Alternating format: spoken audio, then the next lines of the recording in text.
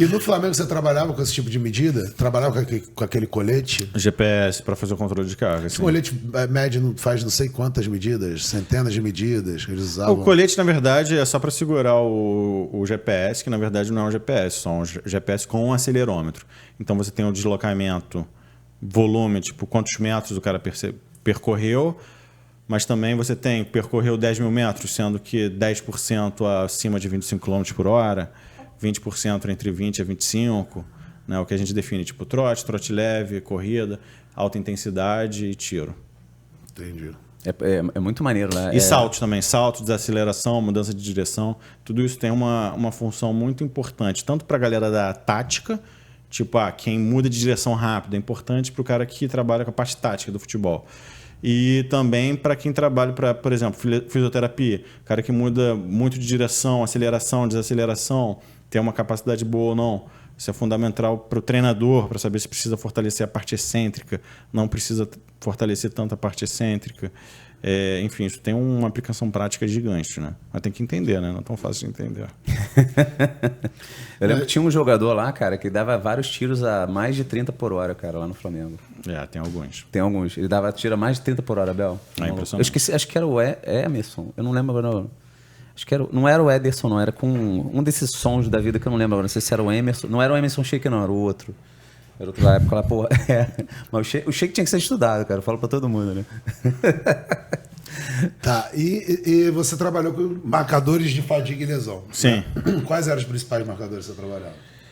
Bom, você tem marcadores ali de dano celular, estresse oxidativo, marcadores inflamatórios, tipo IL-6, TNF-alfa, interleucinas. E você tem os clássicos também, esses CK... Em obesos, né?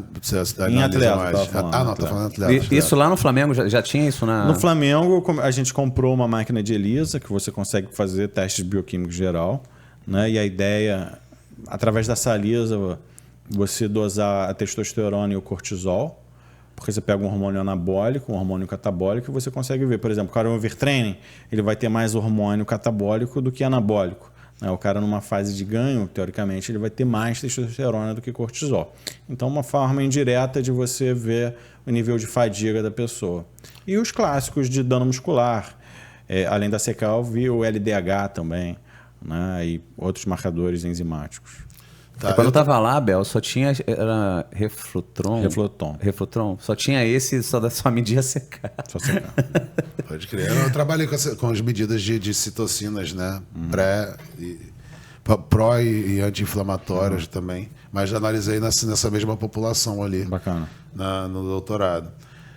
E no pós-doc a gente fez saliva, testosterona, cortisol do pessoal lá no Vasco. Caraca. Só que... Você pipetava? Cara, deu problema. Quem fez foi o Cauê lá. Aí a gente a saliva ficou lá um tempão.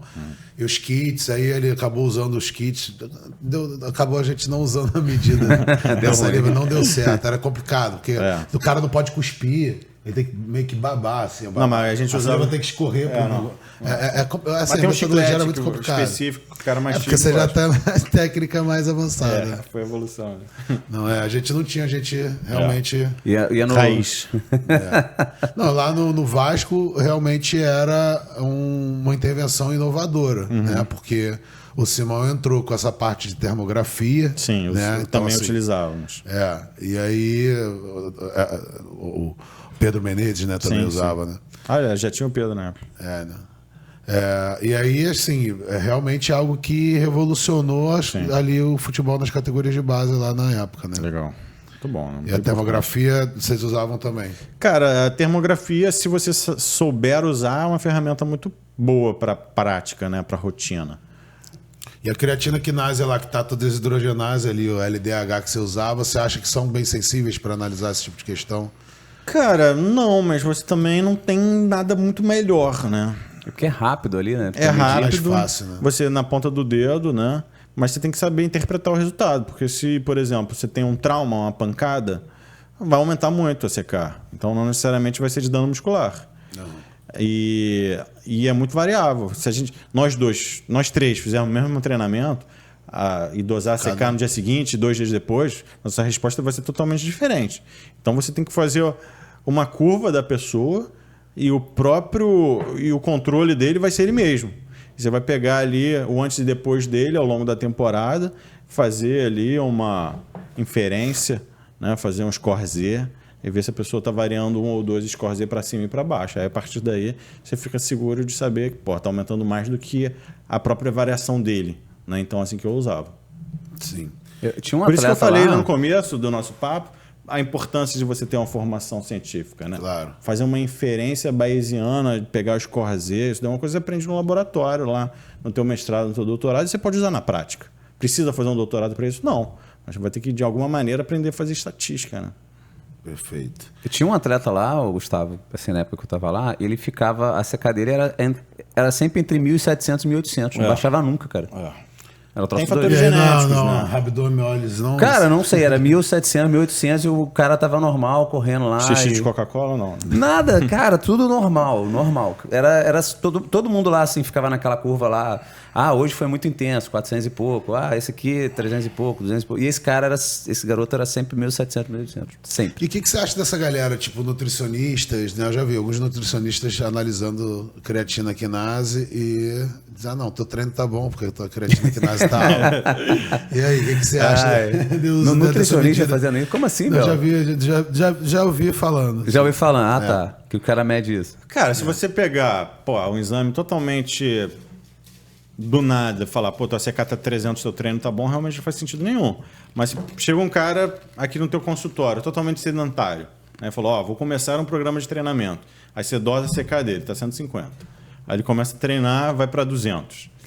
Aí ele muda o treinamento dele e falou, agora eu tô ficando dolorido, não sei o que, foi para 350. Falou, realmente, tá tendo algum estímulo, né?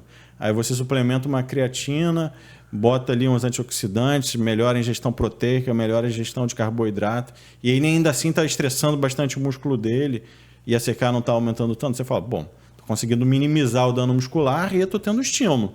Mas você fez todo um embasamento do seu racional para interpretar esse resultado de CK. Né? E não simplesmente pegou uma CK aleatória e falou, tá treinando bem. Não é assim, né? Perfeito. Mas aí o cara teria que fazer vários testes de CK, mas qual... Mensal. Não, você pode ter um reflotom aqui e você dosa o CK dos teus clientes.